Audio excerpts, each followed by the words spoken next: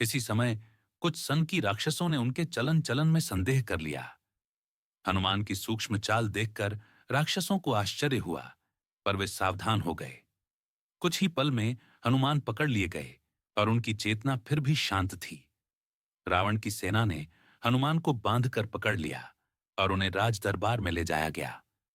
राज दरबार का दृश्य भयावह था। रावण की भव्यता और गर्व दोनों ही उभरे हुए थे।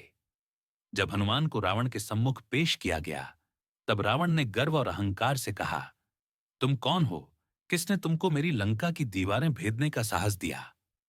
हनुमान ने शांत भाव से उत्तर दिया, मैं पवन पुत्र हनुमान हूं।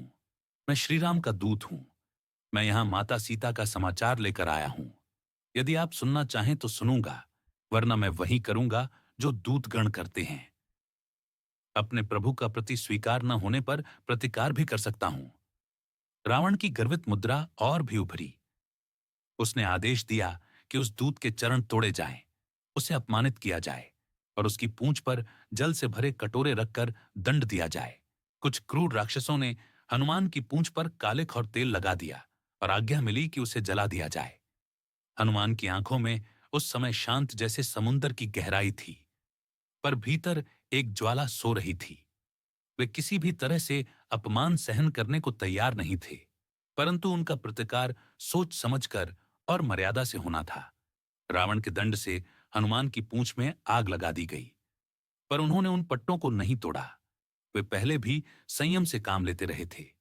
जब पूंछ में अग्नि लगी, हनुमान ने वह आग अपने ही तेज से बढ़ाकर लंका के महलों और महलों के बीच जलते हुए फेंक दी। आग की लपटों ने सारा नगर जला दिया। रत्नगृह, स्वर्ण खिड़कियां और राक्षसी तेज सब भी धुएं बनकर फैल गए।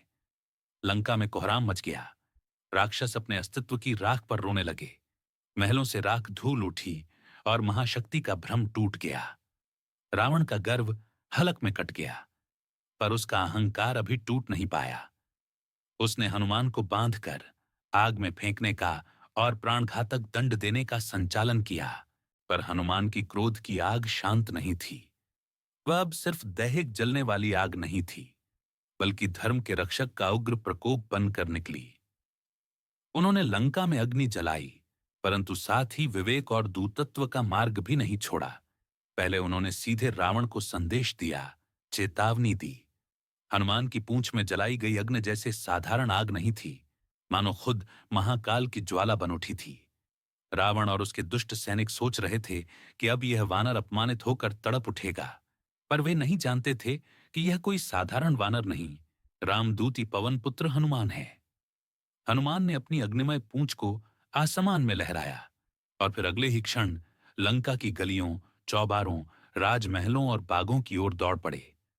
पूंछ की ज्वाला जहां जहां लगी, वहां वहां सोने से जड़ी दीवारें भी राख में बदल गईं।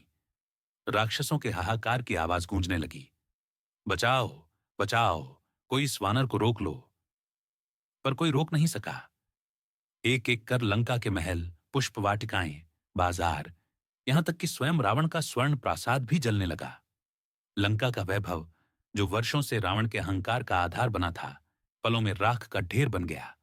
राक्षस स्त्रियां और छोटे छोटे बच्चे भयभीत होकर भागने लगे। रावण की पूरी लंका धुएं और ज्वाला में डूब गई। रावण अपने महल की ऊंची खिड़की से यह दृश्य देख रहा था।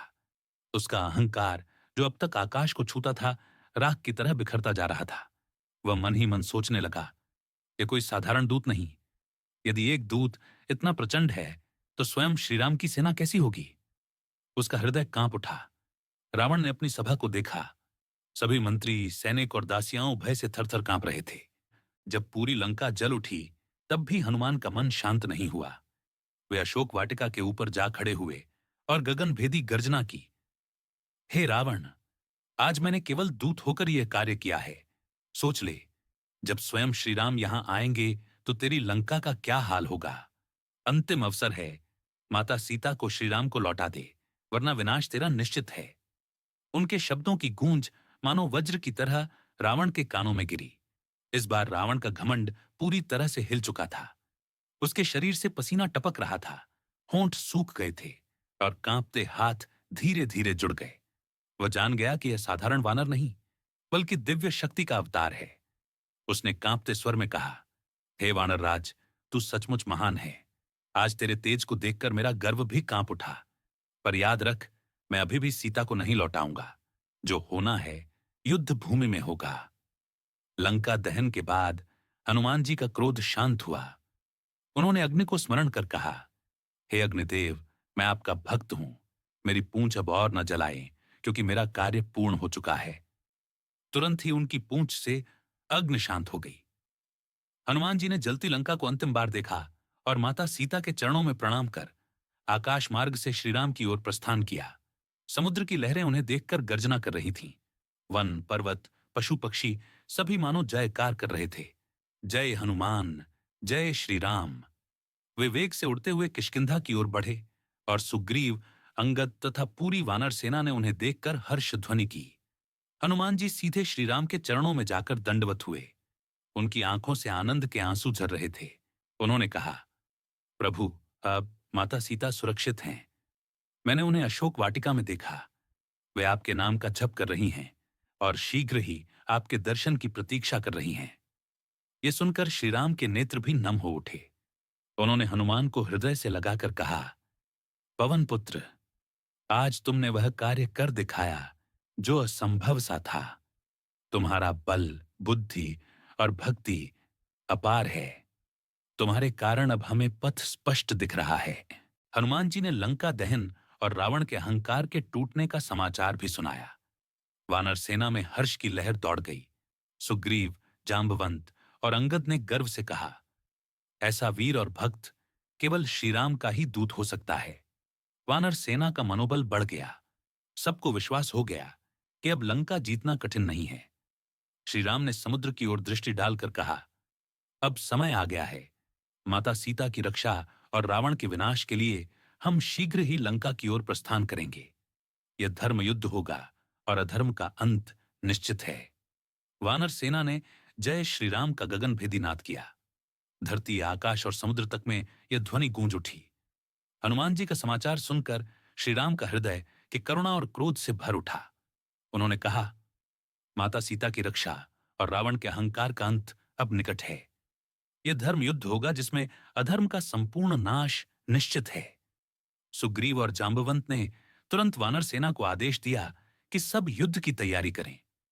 अंगद, नल और नील जैसे पराक्रमी वानर समुद्र पर सेतु निर्माण की योजना बनाने लगे। श्रीराम ने समुद्र तट पर बैठकर समुद्र देव का आह्वान किया। उन्होंने 3 दिन तक जल के सामने ध्यान और प्रार्थना की, पर समुद्र मौन रहा।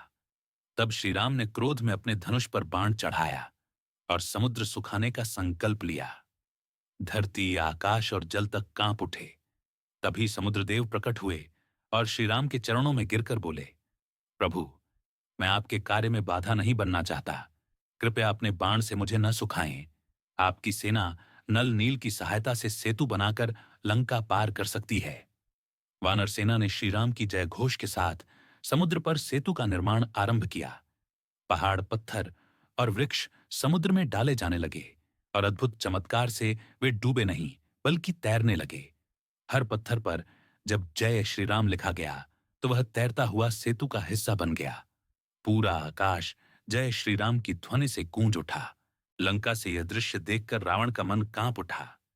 वह सोचने लगा, जिस समुद्र को मैं अजेय मानता था उसे भी राम ने जीत लिया।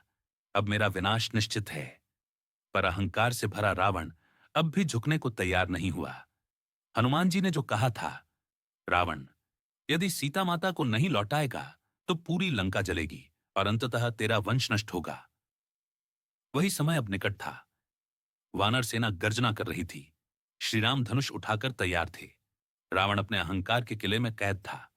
हनुमान जी के गुस्से से रावण का अहंकार डगमगा गया।